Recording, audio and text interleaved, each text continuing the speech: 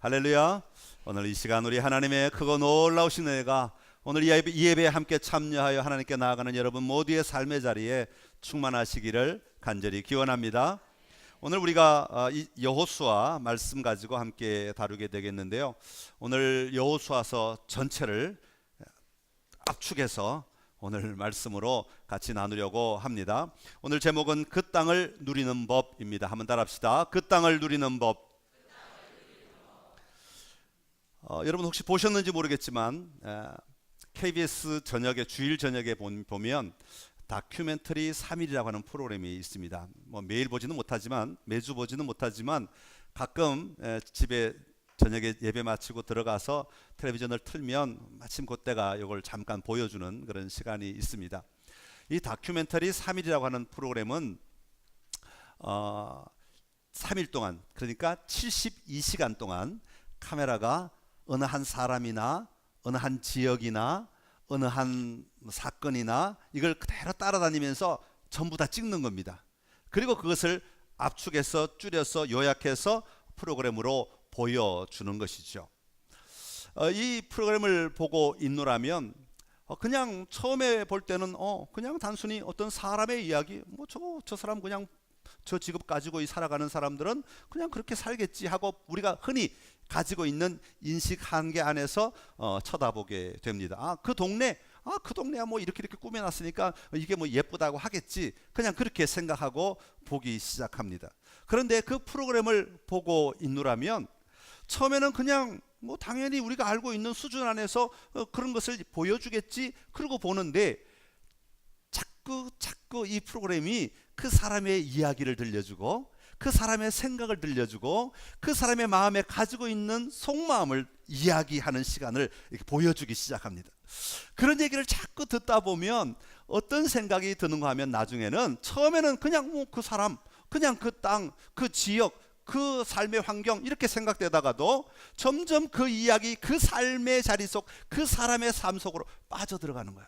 그래가지고는 이 사람이 평범하게 이렇게 살아가는 것이 아니라 우리 눈에 평범하게 보이지만 그 사람의 삶에는 이런 고뇌가 있었구나, 이런 아픔이 있었구나, 아니면 이런 즐거움을 가지고 살아가는구나, 이런 소망을 가지고 살아가는구나 하는 것들을 보게 만드는 것이죠. 그러니까 이거 다 보고 나면요 잔잔하게 제 마음 가운데 여운이 남아요. 세상 사람들의 삶이란 것이 그 내면에는 겉으로 볼 때는 다 똑같은 것 같고 겉으로 볼 때는 아무것도 아닌 것 같은데 그 내면에는 저런 생각들이 있구나, 저런 삶이 있구나, 저런 가치들이 있구나 하는 것들을 발견하게 됩니다. 그래서 이 다큐멘터리 3일이라고 하는 프로그램이 10년째가 되었답니다. 2007년도부터 시작했는데 2017년도가 되었으니까 10년이 되어서 책을 만들었는데 그 책 이름이 뭐냐 하면 사랑하면 보인다라는 거예요.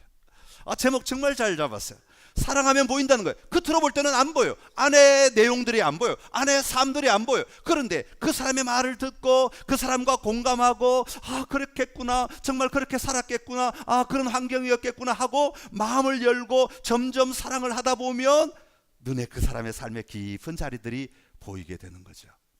저는 성경을 요약하라고 한다면 성경은 땅에 관한 이야기다, 그렇게 말씀드리고 싶습니다. 제가 올 첫 이 성경 요약을 시작하면서 계속해서 말씀드리고 있는 것은 땅에 대한 이야기입니다. 구약은 특별히 이 땅에 대한 이야기를 하고 있습니다. 그런데 땅의 이야기인 줄만 알고 성경을 보다 보면 그 이야기 속에 깊은 자리에 등장인물들이 나타나는데 그 사람이 하는 얘기가 들리기 시작해. 그 사람들이 하는 행동이 보이기 시작해. 그 사람을 통해서 하나님이 말씀하시는 게 보이기 시작해요. 그 사람들의 삶을 통해서 하나님께 고백하는 삶이 막 보이기 시작하는 거예요.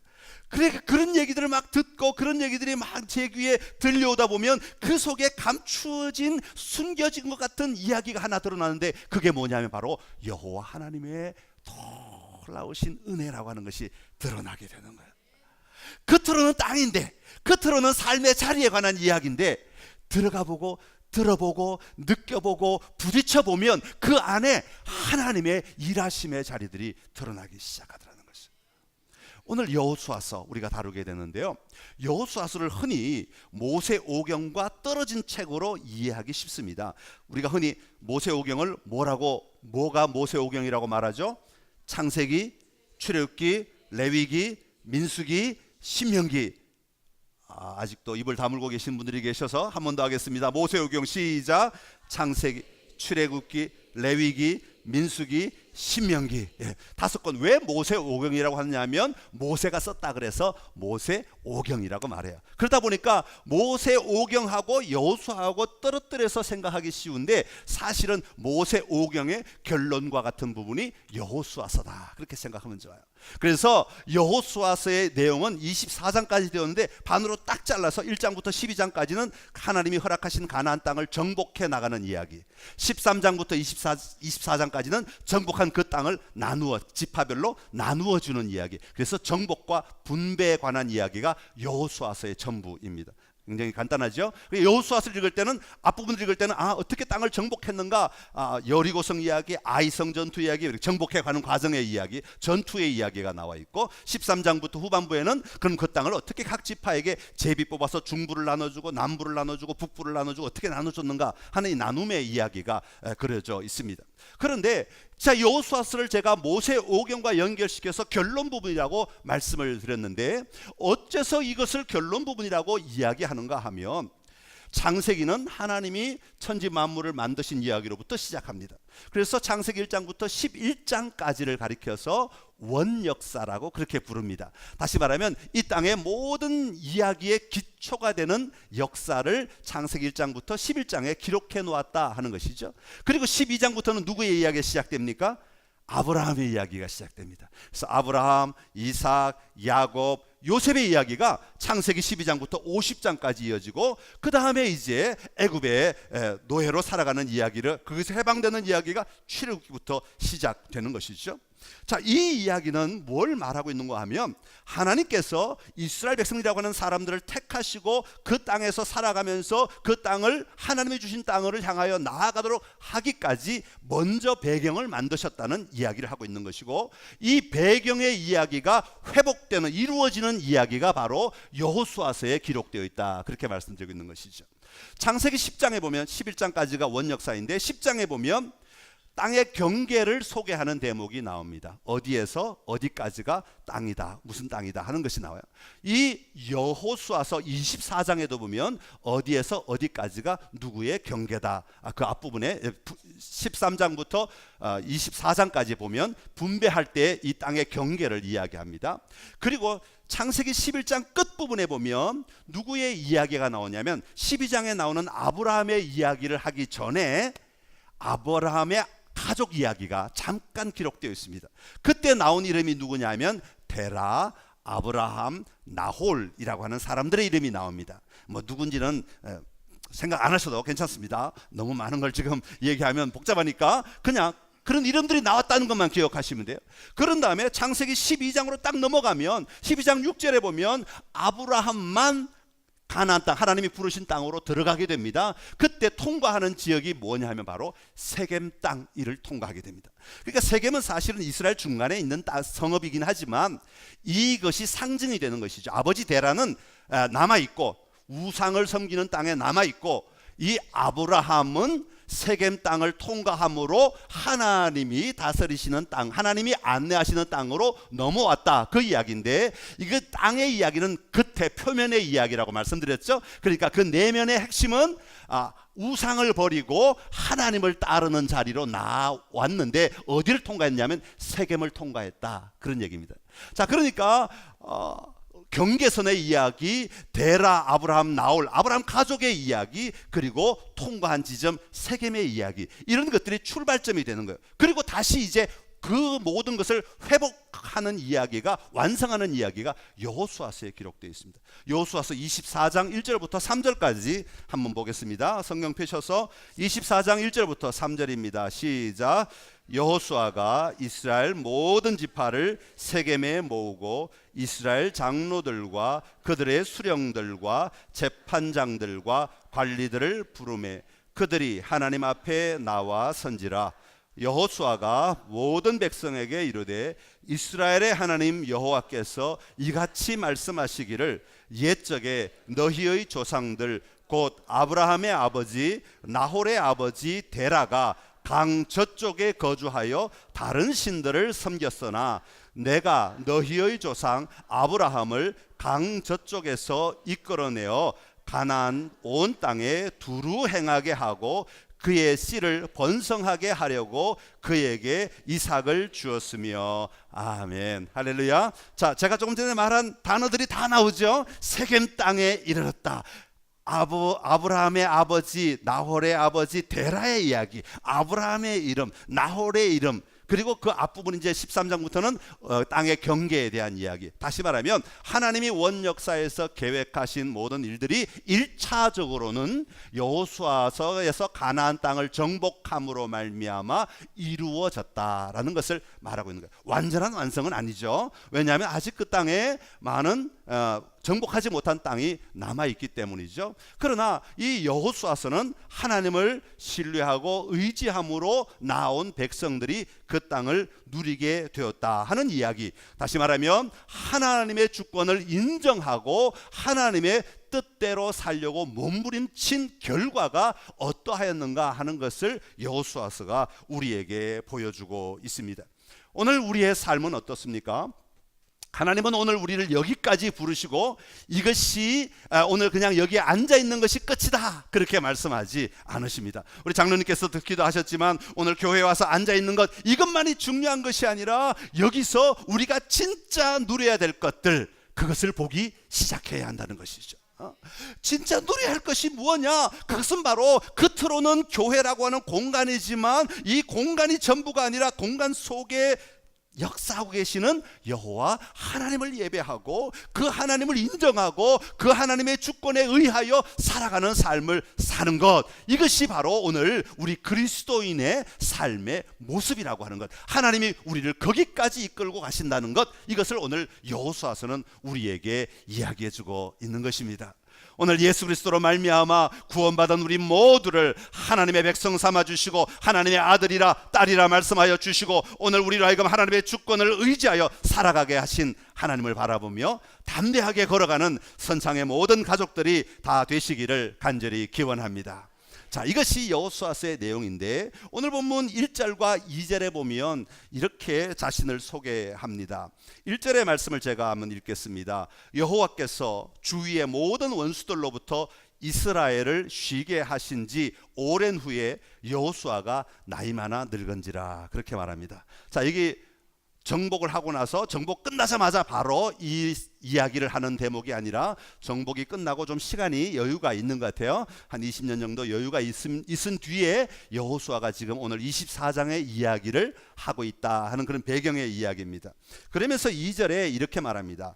여호수아가 온 이스라엘 곧 그들의 장로들과 수령들과 재판장들과 관리들을 불러다가 그들에게 이르되 나는 나이가 많아 늙었도다, 그렇게 말합니다.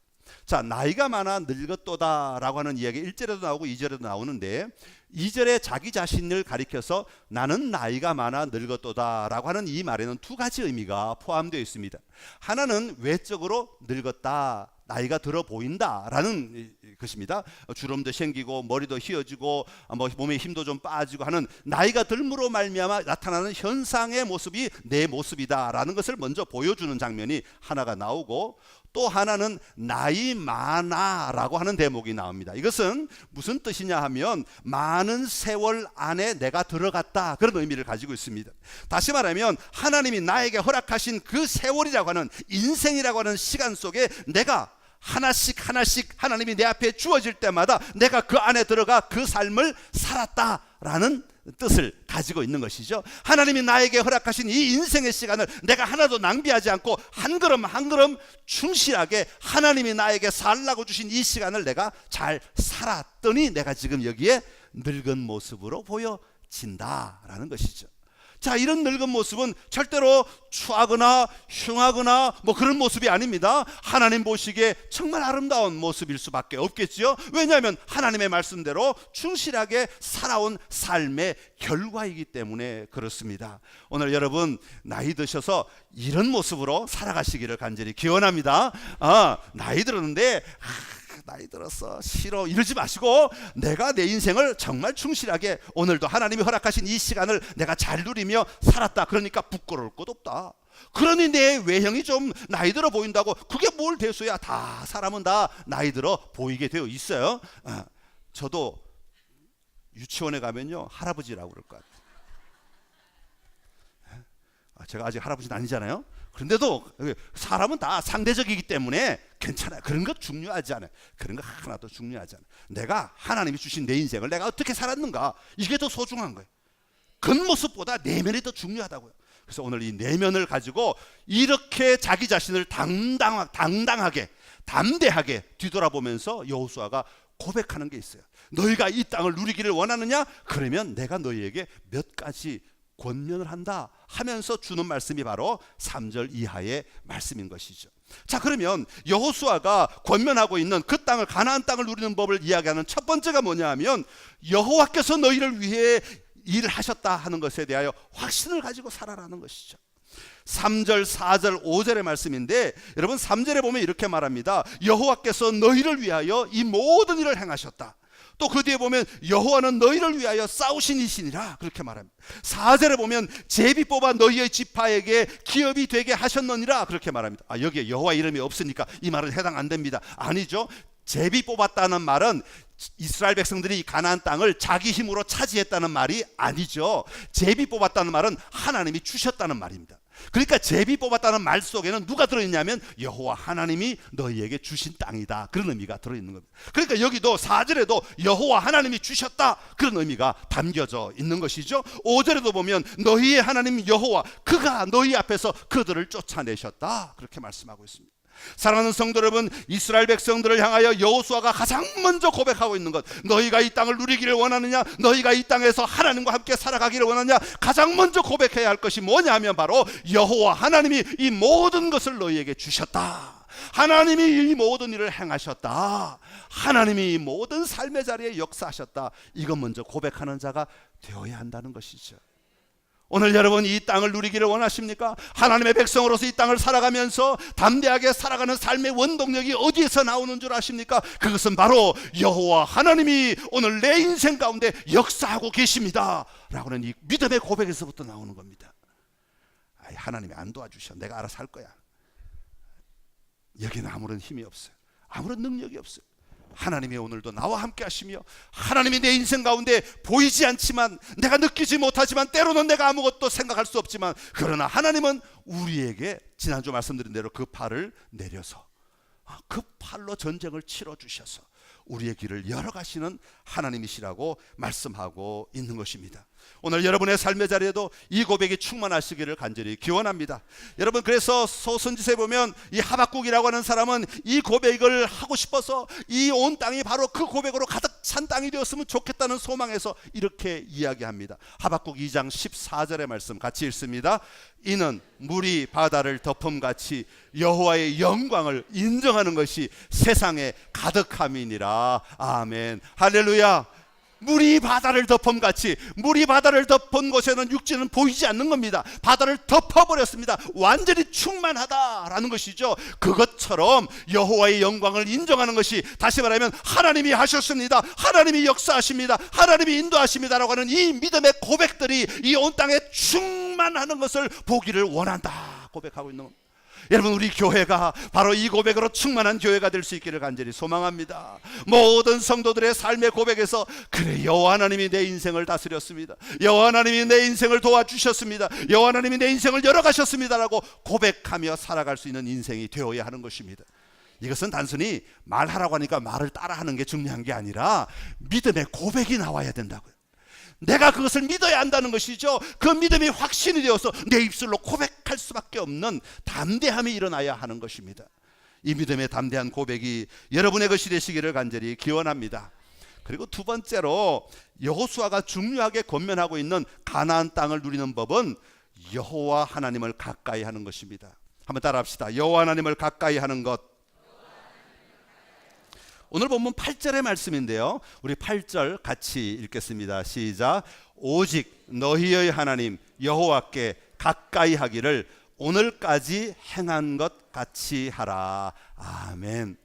여기서 가까이 한다는 말은 그냥 엉덩이 슬쩍 디밀고 어깨 슬쩍 디밀어서 옆에 서 있는 것 정도가 아니라, 이 가까이 한다는 말은 오공본드로 딱 붙인 상태를 얘기합니다. 완전히 밀착된 상태. 떨어진 상태가 아니라 적절하게 가다가 떨어지고 싶으면 떨어지고 다시 붙고 싶으면 붙고, 이게 아니라 그냥 딱 붙어서 뛸 수 없는 상태, 완전한 밀착의 상태를 이야기합니다. 너희가 여호와 하나님을 가까이 하라, 이 말은 여호와 하나님께 딱 붙어버려라. 딱 붙어버려라. 그러면 너희가 이 땅을 누리게 될 것이다. 너희가 이 땅을 누리기를 원하느냐? 여호와 하나님께 붙어 있어라. 시편 73편 28절에 이렇게 고백합니다. 우리 한번 읽습니다. 시작. 하나님께 가까이함이 내게 복이라.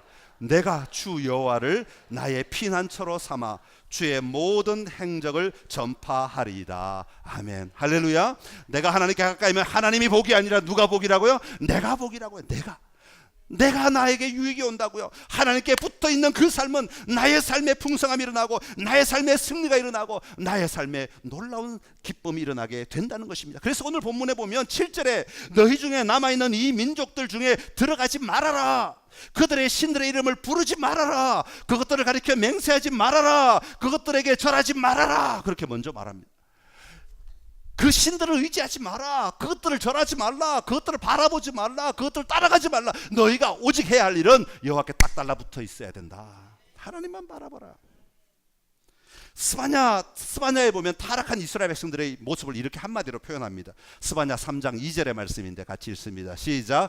그가 명령을 듣지 아니하며 교훈을 받지 아니하며 여호와를 의뢰하지 아니하며 자기 하나님에게 가까이 나아가지 아니하였도다. 아멘. 타락한 백성들은요, 타락한 백성들의 가장 큰 특징은 하나님께 가까이 나아가지 않는다는 거죠. 하나님께 가까이 나아가지 않으니까 명령을 들을 필요가 없죠. 가까이 나아가지 않으니까 말씀을 사모하지 않죠. 가까이 나아가지 않으니까 예배하지 않죠. 가까이 나아가지 않으니까 기도하지 않게 된다는 것이죠. 여러분, 우리 신앙생활 할 때요, 힘들어도 기도의 자리에 나아가는 것은요, 전쟁과도 같은 겁니다. 기도의 자리에 나아가십시오. 여러분, 예배, 이건 굉장히 중요한 문제입니다. 여러분, 아무리 힘들어도 예배하는 자리에는요, 목숨 걸고 나아가십시오. 그렇게 해야 하나님께 가까이 갈 수 있는 거예요. 하나님께 가까이 가는 거 저절로 되는 거 아닙니다. 그냥 뭐 힘 다 빼고 앉아서 뭐 오늘은 시간 남으니까 교회 왔어 앉아서 이렇게 해서 하나님께 가까이 갈 수 있는 게 아닙니다. 여기에 와 있는 것, 이건 기본적인 사항이고, 여기서 머무는 것이 아니라 내 생각을 다듬고 내 마음을 다듬어서 하나님을 바라보고 하나님을 찾고 하나님을 구하며 성령의 능력을 의지해서 하나님께 닿아가려고 노력하지 않으면 우리의 삶은 하나님께 가까이 나가기 어렵다는 것이죠. 그래서 기도의 자리에 나가야 되고, 그래서 찬송 부르는 자리에 나가야 되고, 그래서 예배하는 자리에 나가야 하는 것입니다. 여러분, 하나님 앞에 가까이 가는 은혜가 저와 여러분에게 있기를 간절히 소망합니다. 우리나라 속담에 멀리 있는 친척보다 가까이 있는 이웃 사촌이 낫다 그랬어요. 왜 나아요? 자꾸 대하니까, 자꾸 보니까, 자꾸 얘기하니까 친해져. 마음을 나눠. 서로 알아. 서로 공감해. 우리 하나님에겐 더 가까이 가야 될 줄로 믿습니다. 하나님하고 더 친밀하게 살아가야 할 줄로 믿습니다. 이웃 사촌만큼도 못하게 하나님을 만나지 마시고 세상 어떤 것보다도 더 친밀하게. 왜냐하면 이웃 사촌은 눈 떠야 가지만 우리는 눈 감고도 만날 수 있어요. 하나님. 이웃 사촌은 옷 다 입어야 만나러 가지만 우리 하나님은 누워서도 만날 수 있어요. 어느 순간이든지 어떤 삶의 자리든지 우리 하나님을 만날 수 있습니다. 그 하나님 만나는 자리에 나아가기를 게을리지 않는 여러분 되시기를 간절히 소망합니다. 그리고 마지막으로 여호수아가 권면하고 있는 그 땅을 누리는 방법은 여호와 하나님을 사랑하는 것입니다. 한번 따라합시다. 여호와 하나님을 사랑하는 것. 11절의 말씀인데 우리 11절 같이 읽습니다. 시작. 그러므로 스스로 조심하여 너희 하나님 여호와를 사랑하라. 아멘. 자, 여기서 스스로 조심하여 너희 하나님 여호와를 사랑하라 그러니까 이 좀 말이 좀 이상해요. 그죠? 어떻게 해야 스스로 조심하는 걸까? 근데 제가 이렇게 원어를 찾아보니까 스스로라고 하는 말이 무슨 뜻이냐면 우리가 알아서 내 자발적으로 이런 뜻이 아니라 네페시라고 하는 단어인데요. 이 말의 의미는 뭐냐면 우리의 생명의 가장 깊은 좌소, 다시 말하면 자리에서부터 하나님을 사랑해야 된다. 그런 이야기를 하고 있는 겁니다.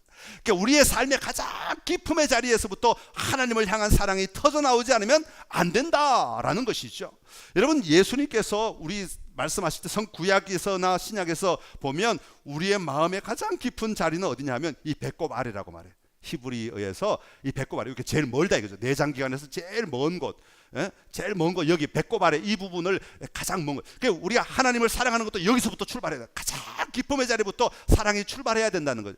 예수님께서 병자들이나 어려운 사람들을 볼 때마다 마음이 민망하여 불쌍히 여겨 긍휼히 여겨라고 할 때 출발점 어디냐면 다 여기 있어요. 예수님은요 그냥 머리에서 참 불쌍하네 내가 도와줄게 이렇게 하신 분이 아니라는 것이죠. 예수님이 지나가던 여인을 바라보며 지나가던 병자를 바라보며 예수님의 마음에 가장 깊은 곳에서부터 불쌍함이 올라오셨다는 거예요. 저 영혼이 얼마나 안타까운가, 저 영혼이 얼마나 고통 가운데 있는가.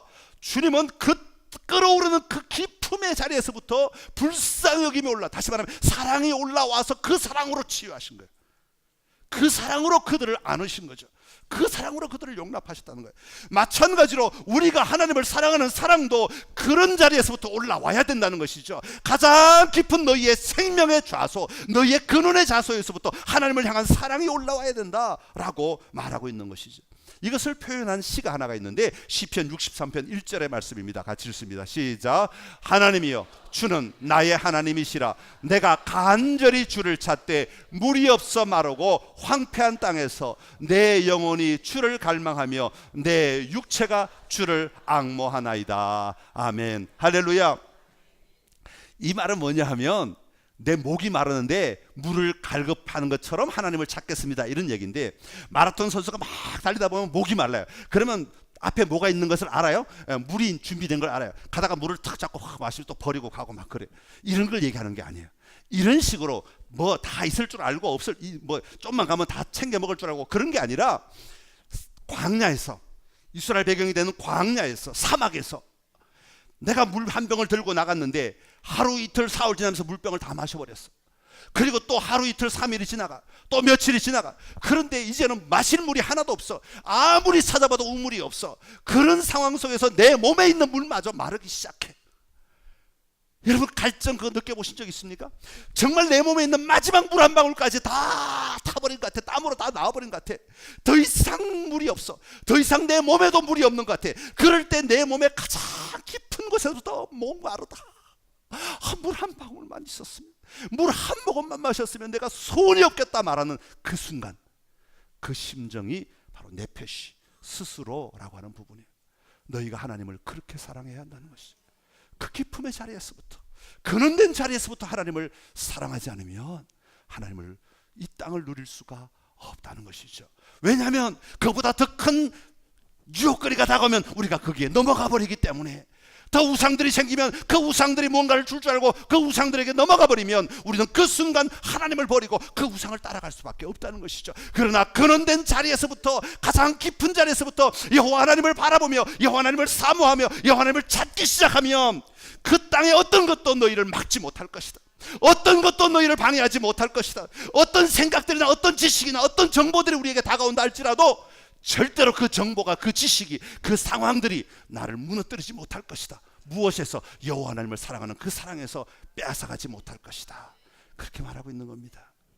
오늘 여러분, 우리의 영혼의 주님을 사랑하는 사랑이 바로 목마른 사슴이 신의 물을 갈급함같이 그렇게 사랑하는 은혜가 우리에게 임하기를 간절히 기원합니다. 우리의 예배가 거기서 나와야 하고, 우리의 기도가 거기에서 나와야 하고, 우리의 찬양의 고백이 거기에서 나와야 하는 것이죠. 그럴 때 우리는 하나님을 누리게 되는 것입니다. 사랑하면 보인다. 하나님을 사랑하십시오. 하나님을 사랑하면 하나님께 가까이 가게 되어 있습니다. 하나님께 가까이 가면 그 하나님의 역사하심이 보이기 시작하는 것입니다. 이런 놀라운 승리의 은혜가 우리 모두의 삶의 자리에 충만하시기를 간절히 기원합니다. 기도하겠습니다. 참 좋으신 우리 하나님 아버지, 은혜를 감사합니다. 오늘도 우리가 주님 앞에 나와 하나님을 예배하게 하시고, 하나님을 가까이 하게 하시고, 하나님을 사랑한다 고백할 수 있게 하여 주시니 감사합니다. 하나님, 오늘 이 예배가, 하나님 오늘 우리의 삶의 자리에 이 순간이 정말 내 심령 안에서 가장 근원된 고백되게 하여 주시옵시고, 가장 근원된 믿음의 삶의 선포가 될 수 있게 하여 주시옵소서. 그리하여 우리의 삶이 하나님의 땅을 누리는 땅이 되게, 누리는 삶이 되게 하여 주옵시고, 하나님의 통치를 누리는 삶이 되게 하여 주시옵소서. 예수님의 이름으로 기도드리옵나이다. 아멘.